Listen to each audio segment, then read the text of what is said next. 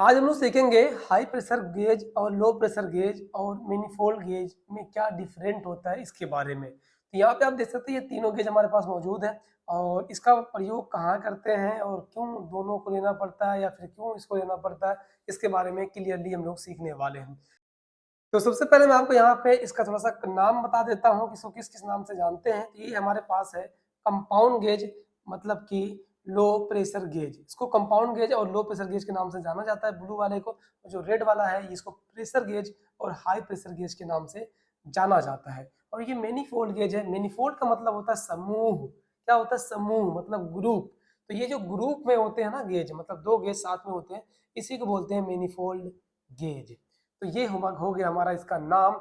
अब इसका काम जानते हैं। ये जो कंपाउंड गेज है, मतलब कि लो प्रेशर गेज है, इस लो प्रेशर गेज का काम होता है, इसका प्रयोग करते हैं वैक्यूम करते समय और गैस चार्ज करते समय। सिस्टम में वैक्यूम करते समय और गैस चार्ज करते समय मतलब ये है कि सिस्टम के पाइपों के अंदर जो मौजूद हवा होती है, बाहरी हवा, उसको निकालते समय और गैस डालते समय इसका प्रयोग किया जाता है। और जो प्रेशर गेज है इसका प्रयोग हम लोग करते हैं कंप्रेसर का प्रेशर चेक करते समय, मतलब ये कंप्रेसर प्रेशर सही है या नहीं है। तो 400 450 के आसपास प्रेशर डालना होता है, तो इसका प्रयोग करते हैं हाई प्रेशर गेज का। और दूसरी चीज ये है कि जब इसमें हम लोग लीकेज चेक करते हैं तो प्रेशर चढ़ाते समय इसका प्रयोग किया जाता है अपने प्रेशर गेज का, मतलब हाई प्रेशर गेज का। इसके बाद जो मैनीफोल्ड गेज है इसमें दोनों ही फिक्स है, तो जाहिर सी बात है इससे हम वैक्यूम भी कर सकते हैं, गैस भी चार्ज कर सकते हैं, कंप्रेसर प्रेशर भी चेक कर सकते हैं और लीकेज भी चेक कर सकते हैं। मतलब अगर कोई इस गेज को ले लेता है मैनीफोल्ड गेज को, तो उसको ये कंपाउंड गेज और प्रेशर गेज अलग अलग लेने की कोई जरूरत नहीं होती है, इसी सारा काम हो जाता है। अब इसमें थोड़ा सा मैं और क्लियर कर दूं आप लोगों को कि जो हमारा प्रेशर गेज है और ये जो कंपाउंड गेज है इसमें क्या फ़र्क है, क्यों आखिर मतलब इसको अलग अलग लेना पड़ता है, क्या फ़र्क है। तो यहाँ पे जो रीडिंग है ये रीडिंग कम होती है, लो प्रेशर गेज में रीडिंग कम होती है। आप देख सकते हैं यहाँ पे 220 लिखा हुआ है और फिलहाल ये 250 भी लिखा है, लेकिन ये 230 होता है, 250 नहीं होता ये। फिलहाल मान लीजिए 250 ही मान लीजिए, फिलहाल ये 250 तक है। और इसका रीडिंग कितनी है आप देख सकते हैं, 500 तक रीडिंग है। आप अगर ध्यान से देखेंगे तो 500 तक की इसकी रीडिंग है।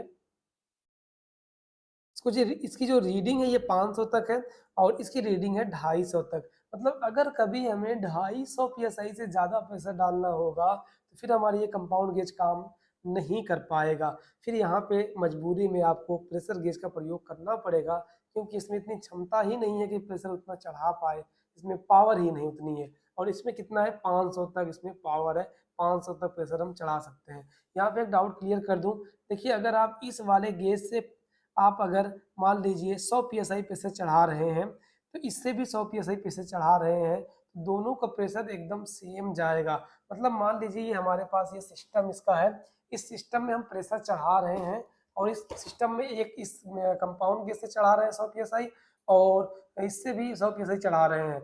जितनी गैस कंपाउंड गैस से इसके अंदर जाएगी ना 100 psi पे, उतना ही गैस प्रेशर गैस से भी इसके अंदर जाएगी 100 psi पे। मतलब कि ये बस थोड़ा कम पे ही रहेगा, 100 psi पे चला जाएगा। ये थोड़ा सा नीचे ही रहेगा, 100 psi पे चला जाएगा। और इसका क्या है कि सुई बहुत ऊपर तक जाएगी तब जाके 100 psi पे जा पाएगा। यहाँ देख सकते हैं 100 psi यहाँ पे लिखा हुआ है, यहाँ तक जाएगी तब। लेकिन हवा जो है, जो प्रेशर है, जो गैस है, वो सेम सेम जाएगी। जितनी क्वांटिटी में इससे जाएगी उतना ही क्वांटिटी में इससे भी जाएगी। तो ये आपको समझ में आ गया होगा। दूसरी चीज़ यहाँ पे ये जो हमारा गेज होता है इसका इनपुट लाइन नीचे वाला होता है और दूसरा जो ये साइड वाला ये भी आउटपुट, ये आउटपुट होता है। सेम वही प्रोसेस यहाँ पे भी, इसका भी नीचे वाला इनपुट, इसका भी साइड वाला आउटपुट। मैनीफोल्ड गेज में क्या कर दिया है, यहाँ पे अगर आप ध्यान से देखेंगे तो ये पॉइंट देखिए डेड है, ये भी डेड है और ये भी डेड है। इससे कोई मतलब नहीं, इसका जो पाइप यहाँ लटकती है इसको यहाँ पे कसने के लिए यूज किया जाता है। फिलहाल इसमें 3 लाइन है, सिर्फ 1 2 और 3। तो ये 3 लाइन हमारी है। इसमें जो इनपुट लाइन है इसकी जस्ट नीचे वाली इनपुट लाइन है, जिसे यहाँ पे आप देख सकते हैं कि इस गेज की नीचे वाली लाइन क्या है, इनपुट। तो ये कंपाउंड गेज की जस्ट नीचे वाली लाइन क्या हो गई, इनपुट हो गई। और ये जो प्रेशर गेज की नीचे वाली लाइन क्या है, इनपुट। तो सेम इसी तरीके से इसका नीचे वाला पॉइंट जो है प्रेशर गेज का, ये भी इनपुट हो गया। लेकिन इसका साइड वाला लाइन, इसका साइड वाला लाइन दोनों को जोड़ा है, मतलब कि दोनों को आउटपुट वाला क्या कर दिया है, जोड़ दिया है। जोड़ के आउटपुट क्या कर दिया, एक कर दिया है।